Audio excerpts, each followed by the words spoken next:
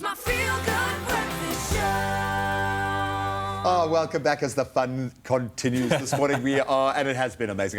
Melissa, just mind-blowing. No. Zoe said earlier, so nice to see somebody that's balanced. Yeah. That's a top achiever, but that's balanced, both sport and academics, which I think is fantastic. I love it. So she can go do anything she wants. If she wanted to, she could take a 9-month cruise. No, that's not for everybody, but that is something that's caught our attention, and certainly a lot of attention online, news headlines. We'd love to know your opinion on this particular story. We want to know how you would react, what you would do, how your personality might clash in an instance like that. We want you to join our discussion via WhatsApp on 086-408-8863. So let me set the scene here. Imagine embarking on a journey that lasts 9 months. That's almost a year, and takes you to 7 continents, all of them. In fact, that's exactly what's happening on the Royal Caribbean's Ultimate World Cruise, a voyage that's got millions of TikTok users hooked. So surely they've achieved what they set out to achieve already. The whole world is talking about this, but 9 months, guys. Look, does that mean 9 months on the ship? No, I think you go on a journey. You dock every now and then and you do your thing, but essentially you're with the same people for the whole year. Okay, so that's... Okay, let's dive into this extraordinary journey. The Ultimate World Cruise isn't just a trip. It's a 9-month adventure across 60 countries. Wow.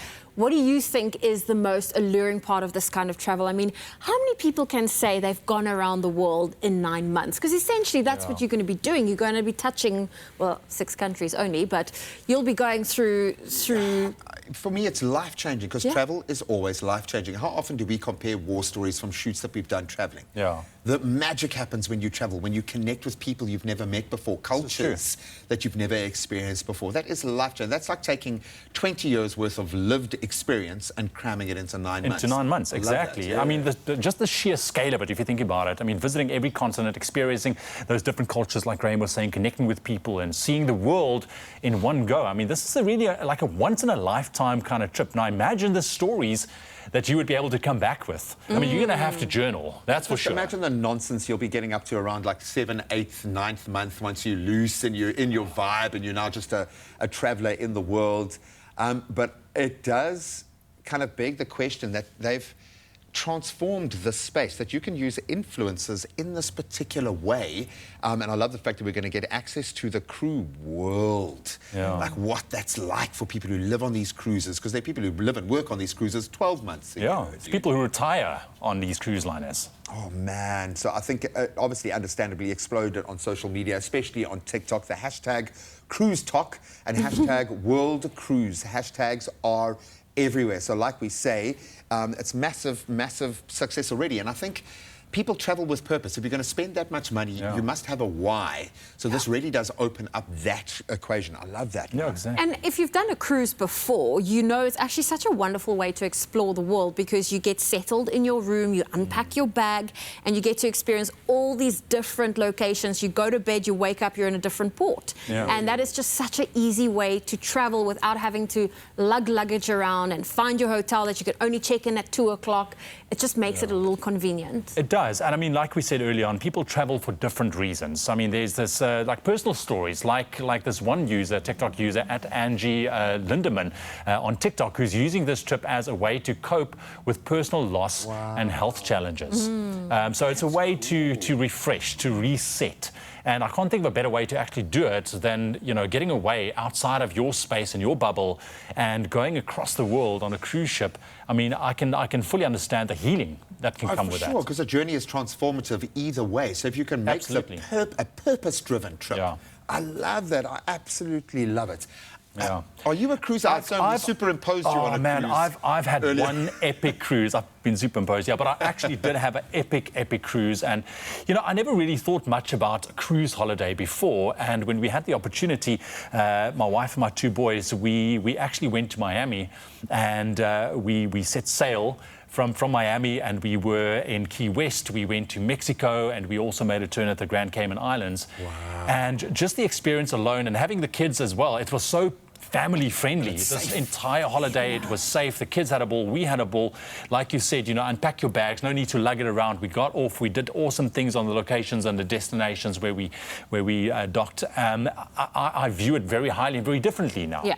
So, but again, I don't know about a 9-month cruise. Oh, but yeah, mean, if I could, I think after COVID, I was thinking to myself, if I could earn enough money to take like a 7-month or 9-month hiatus, what do they call sabbatical, with my family and just go on these experiences, I would do it. or become an influencer and go journey the document and get paid for it. I'm going to let my kids become influencers and they can take They can take me on a you. year-long cruise. I think. Yeah. Have you ever cruised, sir? I did. I actually went to the Caribbean. So we started off in Florida, and then we cruised to the Bahamas. We did the... Oh, man, I went lovely. on one of my Tough. favorite hikes. It was an inactive volcano on one of the islands, and it was just such a cool adventure. Yeah. Now, when you're on the ship all day, because I've shot on Okay. so many of these ships, but I've never actually Let me sailed. tell you. So what do you do all You inclusive? sunbathe, you swim, you gym now and then, but you eat most of the time.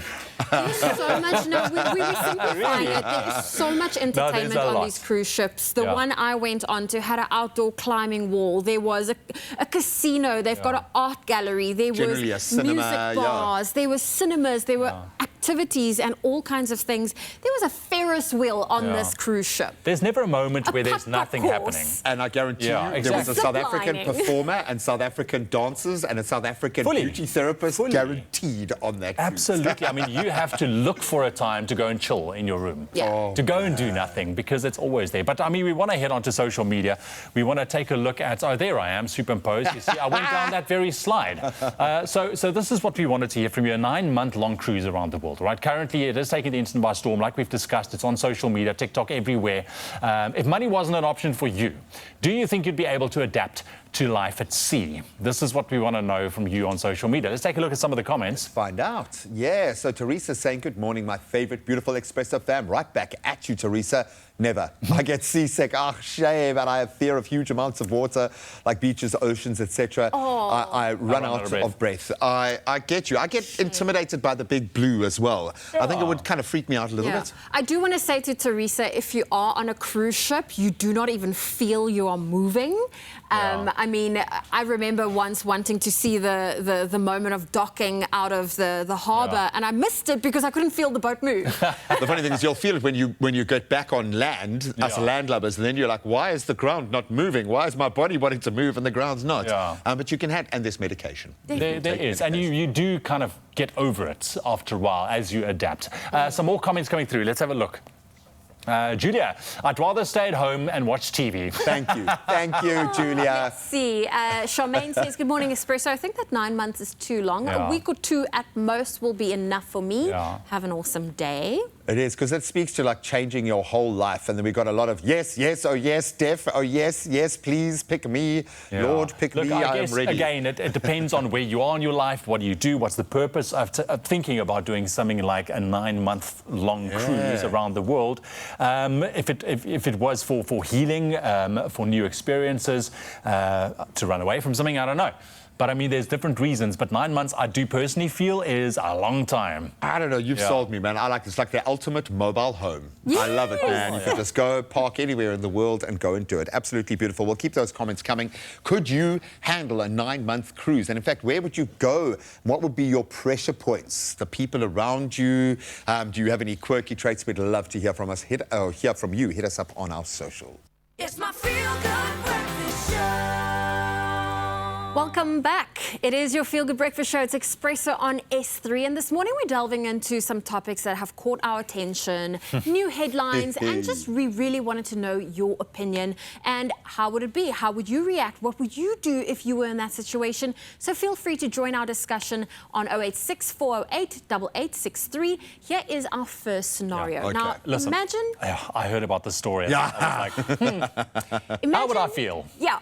Imagine you returning from a trip only to find out that your car that you left in an overnight parking was taken on a 24-hour joyride without your consent. That is exactly what happened to Stephanie Walters at OR Tambo International Airport. Yeah. Now, I've looked into these car services where I you use them park. all the time. And when you read the reviews, so many people have said, I've tracked my mileage, or I have a tracker in my car while I was away at Move. So I've seen more bad reviews about these parking Really? services than good ones. Yeah, okay, so the story is just, I mean, it's really unbelievable if you think about it. Now, Stephanie left her car in what she thought was secure airport parking, only to discover it had been used for these joyrides. Now, 24 joyrides. 24 Not joyrides. just one or two, It really makes you wonder about the trust in these airport parking services, because you say you're using it all the time. Do use it all the time. How do you because look it at is it a good now option. after They this wash story? the car but I want to get know that. what car it was, because it must be a pretty hot car if they're going to do it 24 times. Yeah, Okay. with the first one, it's like, oh, maybe let's go one, but then it's like, Maybe the I can't guy's just do charging one. other people to do it. $10 a ride. It is undoubtedly very alarming. You know, I think I always thought that leaving my car at the airport was probably safer than Obviously. anything else, the safest option.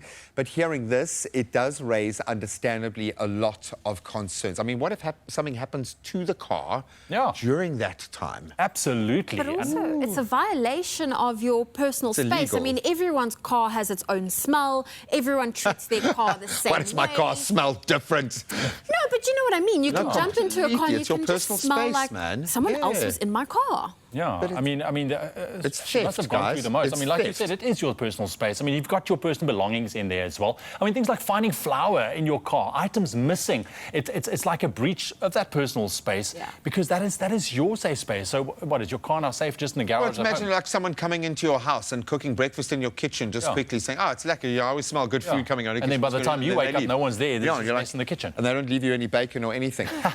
So it brings us to the issue of responsibility and, most importantly, accountability. Who's at fault here? Who gets slapped on the wrist? Should the parking company be the only one to blame here? Well, they do carry a massive amount of that culpability. Does the airport itself share some of that responsibility for outsourcing to them and only giving you them as the option? Do you focus on the individual as a criminal who has stolen a car? Even though they returned it, they still took it. Yeah, for sure. It's a lot of very big questions. Yeah, I mean, what about the aftermath and the compensation, if you think about it? Because now something's happened. It's not the way you left it. You left it with a reputable company, or so you thought. I mean, Stephanie now is asking for quite a bit, including payment for the kilometres driven. Definitely. How far did they go? I would love to know exactly in terms of the actual amount she's actually claiming for and how far they went. Yeah. I've seen reports of people dropping their car off with a full tank, and when they get back, there's half a tank left. Hey, listen, I once sent my car in for a service and it came out with a different gearbox. So I don't trust anybody anymore in this space. But I think it's the emotional distress of that line being crossed because now you've got that with you. So every time you rely on a service where you think you are completely safe, now you're going to be thinking to yourself, okay, well, there's a hole there, possibly.